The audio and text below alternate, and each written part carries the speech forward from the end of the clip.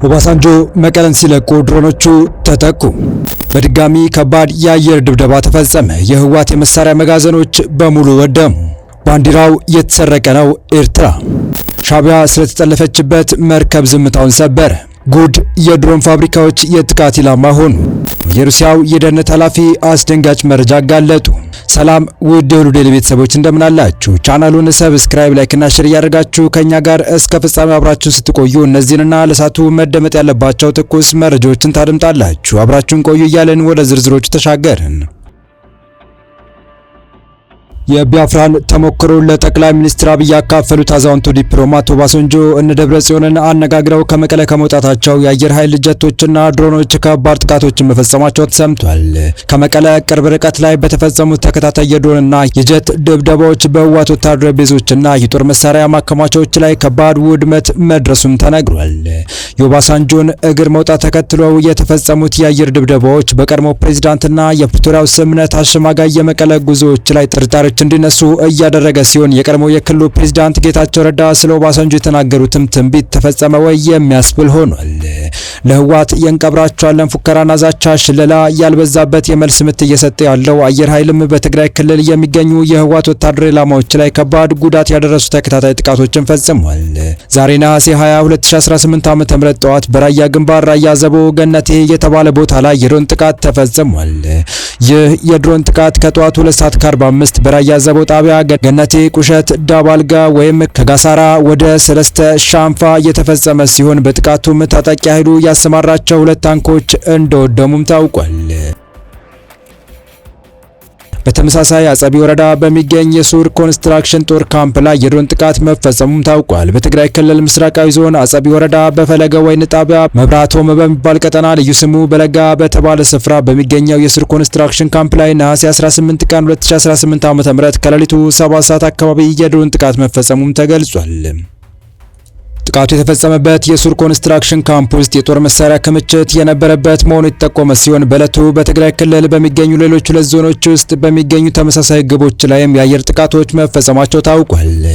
እነዚህ የአየር ጥቃቶች የተሰነዘሩት ህወሓት ከኤርትራና ከግብጽ ተቀብሏቸዋል በተባሉና በስራ ላይ ባሉ የጦር መሳሪያዎች ካምፕ ላይ መሆኑም ተመላክቷል። የፌዴራል መንግስት ሁኔታውን በቅርበት እየተከታተለ እርምጃ እየወሰደ እንደሚገኝ የተገለጸ ሲሆን ጥቃቱ ሊቆም የሚችለው ህወሓት ከጠቀሳቸው አካላት የሚደረግለትን የጦር መሳሪያ ድጋፍ መቀበል ሙሉ በሙሉ ሲያቆም ብቻ እንደሆነ ምንጮች ጠቁመዋል። ባለፉት ተከታታይ ሳምንታት በፌዴራል መንግስት በኩል በህወሓት ኢላማዎች ላይ ተከታታይ የአየር ጥቃቶች እየተፈጸሙ ቢሆንም የፌዴራል መንግስት እስካሁን ስለ ጥቃቶቹ የሰጠው ይፋዊ መግለጫ የለም። ጥቃቱን ተከትሎ በበርካታ የህወሓት ደጋፊዎች ዘንድ የኦሉሴጉን ኦባሳንጆ የመቀለ ጉዞ የህወሓት አመራሮችን የድሮን ኢላማ ለማድረግ ያለመ ሊሆን ይችላል የሚል ሰፋ ያለ ጥርጣሬ እየተሰራጨ ነው። የአሁኑ የጠቅላይ ሚኒስትር አብይ አህመድ አማካሪ ጌታቸው ረዳ በትግራይ ጦርነት ወቅት ከኦባሳንጆ ጋር በተነጋገርን ቁጥር እኛ የነበርንበት ህንፃ የአየር ጥቃት ኢላማ ይሆን ነበር ሲሉ አዛውንቱን ሰው በብልጽግና ሰላይነትና አስተኳሽነት ጭምር ሲከሱ እንደነበር የሚታወስ ነው። የአፍሪካ ህብረት ልዩ መልእክተኛ ኦሉሴጉን ኦባሳንጆ በቅርቡ በትግራይ ያደረጉት ጉብኝት በኢትዮጵያ ፌዴራል መንግስትና በትግራይ ክልል ባለስልጣናት መካከል ምንም አይነት አዲስ የውይይት ሀሳብ ወይም ተጨባጭ ውጤት ሳያመጣ መቅረቱን የትግራይ ክልል ባለስልጣናት አስታውቀዋል። የጥቅምት 2015 ዓ.ም ግጭት የማቆም ስምምነትን ከሸመገሉት አደራዳሪዎች አንዱ የሆኑት የአፍሪካ ህብረት ልዩ መልእክተኛ የቀድሞ የናይጄሪያ ፕሬዝዳንት ኦሉሴጉን ኦባሳንጆ ባለፈው ሰኞ በትግራይ ዋና ከተማ መቀለ በመገኘት ከህዝባዊ ወያነ ሓርነት ትግራይ ህወሓት ሊቀመንበር ዶክተር ደብረጽዮን ገብረ ሚካኤል ጋር መወያየታቸው ይታወቃል። ስልጣን በኃይል ነጥቆ የተቆጣጠረውን ደብረጽዮን መራሹን የትግራይ ክልል መንግስት ከዚህ ቀደም ከተደረጉ ውይይቶች በኋላ ምንም አይነት ፍሬያማ ክትትል ባለመደረጉና የህወሓት ህጋዊና ፖለቲካዊ ህልውና ወደ ነበረበት እንዲመለስ ባለመደረጉ ቅሬታውን የገለጸ ሲሆን የፌዴራል መንግስት ግን በዚህ ጉዳይ ላይ እስካሁን የሰጠው አስተያየት የለም። ከ600 ሺህ በላይ የሰው ህይወት ካጠፋው የ2 ዓመታት ጦርነት በኋላ በሁለቱም ወገኖች በኩል በድንበር አካባቢ የጦር ኃይል ክምችት እየተደረገ ሲሆን ሁለቱም ወገኖች አዲስ ጦርነት ለመቀስቀስ እየተንቀሳቀሰ ነው ሲሉ እርስ በርስ ይካሰሳሉ። በቀጣይ መረጃ ሻዕቢያ በየመን የባህር ዳርቻ አቅራቢያ የኤርትራን ሰንደቅ ዓላማ እያውለበለበች ከኢራን ነዳጅ ጭና በፖርት ሱዳን በኩል ወደ ምጽዋ ስትጓዝ በነበረበት ወቅት ስለተጠለፈችውን ነዳጅ ጫኝ መርከብ ዝምታውን ሰብሯል። ማዕቀብ በተጣለበት የኢራን መርከብ ነዳጅ በማጓጓዙ ከትራምፕ አስተዳደር ከበድ ያለ እርምጃ ሊወሰድበት መሆኑ ያስደነገጠው ሻዕቢያ ለንደን በሚገኘው ኤምባሲው በኩል ባወጣው መግለጫ በመርከቧ ላይ ሲውለበለብ የነበረው ባንዲራ እየተሰረቀ ነው ማለቱ አነጋጋሪ ሆኗል። አነጋጋሪው መግለጫ መርከቧ በሐሰት ሰንደቅ ዓላማ መጠቀሟንና ከኤርትራ ጋር ምንም አይነት ግንኙነት እንደሌላት ይታወቅልን ብሏል። በለንደን የሚገኘው የኤርትራ ኤምባሲ ነሐሴ 14 ቀን 2018 ዓ.ም በየመን የባህር ዳርቻ አቅራቢያ በባህር ላይ ዘራፊዎች በቁጥጥር ስር የዋለችው የነዳጅ ጫኝ መርከብ የኤርትራን ሰንደቅ ዓላማ እየተጠቀመች መሆኑን የተለያዩ ዓለም አቀፍ የመገናኛ ብዙሃን ያወጡት ዘገባን ውድቅ አድርጓል። ኤምባሲው መርከቧ ከኤርትራ ጋር ምንም አይነት የባለቤትነትም ሆነ የምዝገባ ግንኙነት የላትም ብሏል። ኤምባሲው ነሐሴ 19 ቀን ባወጣው መግለጫ እንደ ሮይተርስ፣ ኤኤፍፒ፣ ቢቢሲ እና ሌሎች የመገናኛ ብዙሃን ያወጣቸውን ዘገባዎች የሐሰት ዜና ሲል የገለጻቸው ሲሆን እንደ ዋና መረጃ ምንጭ የጠቀሰው የዩናይትድ ኪንግደም የባህር ንግድ ስራዎች መርከቧ የኤርትራን ሰንደቅ ዓላማ መጠቀሟን በፍጹም አልለየም ሲል ገልጿል። ኤምባሲው አክሎም የዩናይትድ ኪንግደም የባህር ንግድ ስራዎች በጉዳዩ ላይ ይፋዊ ማብራሪያ እንዲሰጠው ለቀረበለት ጥያቄ በሰጠው ምላሽ ይህንን ድጋሚ ማረጋገጡን ገልጿል። በመግለጫው መሰረት በክስተቱ ላይ የዩናይትድ ኪንግደም የባህር ንግድ ስራዎች ጃክ 118 በሚል ስያሜ የተዘጋጀ ዘገባ ስለ ኤርትራ ሰንደቅ ዓላማ የሚያነሳው ምንም አይነት ማጣቀሻ የለውም። በተጨማሪም ኤምባሲው ለሕዝብ ይፋ የሆኑ መረጃዎች እንደሚያመላክቱት ሲቢዋን ተብላ የተለየችው መርከብ በኤርትራ ባለቤትነት ስር ያለች ወይም ከሀገሪቱ ጋር የተያዘች አይደለችም ብሏል። መርከቧ ዓለም አቀፍ የባህር ድርጅት አይሞ ባለቤትነታቸው ያልታወቁ ሻዶ ፍሌትስ አካል አድርጎ ከሚመድባቸው መርከቦች መካከል አንዷ መሆኗን ገልጿል።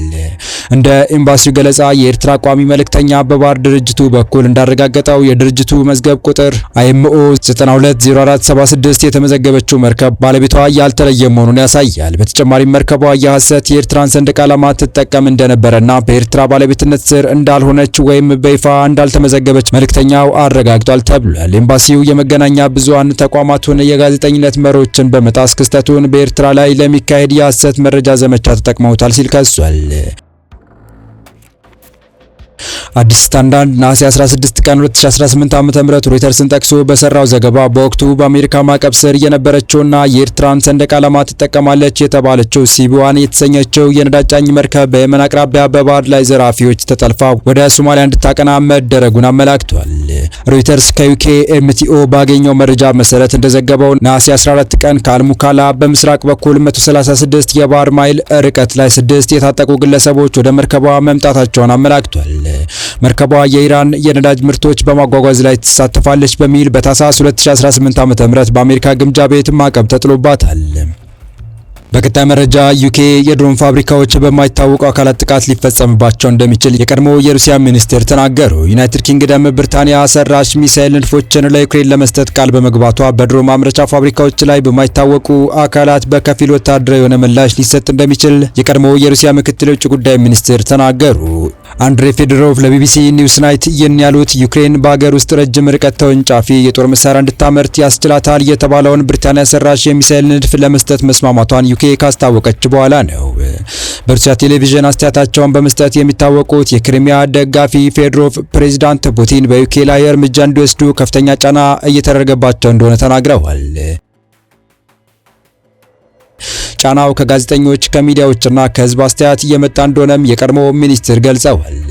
ከፊል ወታደራዊ ምላሽ ምን ማለት እንደሆነም የተጠየቁት ፌዶሮቭ ለዩክሬን ድሮን በሚያመርቱ ተቋማት ፋብሪካዎች ላይ የሚፈጸም እንደሆነ አስረድተዋል። እነዚህ ተቋማት ሊጠቁ የሚችሉትም በሩሲያ ሳይሆን በሌሎች ባልታወቁ አካላት እንደሆነም ገልጸዋል። የቀድሞ ሚኒስትሩ የሰጡት አስተያየት የክሪሚያን ቃል አቀባይ ዲሚትሪ ፔስኮቭ ሰኞ ዕለት ከተናገሩት ጋር የሚገናኝ ነው። ፔስኮቭ ዩኬ ለዩክሬን ሚሳኤል ለመስጠት መወሰኗ ሰላም ለማምጣት እየተደረገ ያለውን ሂደት የሚያደናቅፍ ነው ሲሉ ከሰዋል። ጨምረውም የሩሲያ ጦር የሚሳኤል ማምረቻዎችን ለማውደም መገኛቸውን ለመለየት ደረጃ እየሰበሰበ እንደሆነ ተናግረዋል። የዩኬ ጠቅላይ ሚኒስትር አንዲ በርንሃም በበኩላቸው እሳቱን ማን የጀመረው ጥያቄው ይህ ነው አይደለም እንዴ ሲሉ ምላሽ ሰጥተዋል። በርንሃም ወደ ስልጣን ከመጡ በኋላ ሰኞ ዕለት በዩክሬን የመጀመሪያውን የውጭ ሀገር ጉብኝታቸውን አድርገዋል። በዚህ ጉብኝታቸውም ከቅርብ ሳምንታት ወዲህ የጠናከረውን የሩሲያ ጥቃት ምክንያት በማድረግ አገራቸው ለዩክሬን የምታደርገውን ድጋፍ አረጋግጠዋል። የጦር የተወደዳችሁ የቻናላችን ቤተሰቦች ለአሁኑ ለእናንተ የመጥናዱ ብታደምጧቸው ታተርፉባችኋላችሁ ብለን የመረጥንላችሁ ለተመረጆቻችን እስካሁን ያደምጣችኋቸው ነበሩ። በተመሳሳይ ሀገራዊና ቀጠናዊ ጉዳዮች እንዲሁም ዓለም አቀፋዊ ጂኦፖለቲካ፣ ወታደራዊና አነጋጋሪ ክስተቶችን ለብለት ተከታትለን በትኩስ ይዘን እንደምንቀርብ እያሳወቅን የቻናሉ ቤተሰብ ካልናችሁ ሰብስክራይብ፣ ቪዲዮ ላይክ እና ሼር በማድረግ ተደራሽነታችን ታሰፉ ዘንድ አክብሮታዊ ግብዣችን ነው። አበቃን። ሰናይ ጊዜን ተመኘን።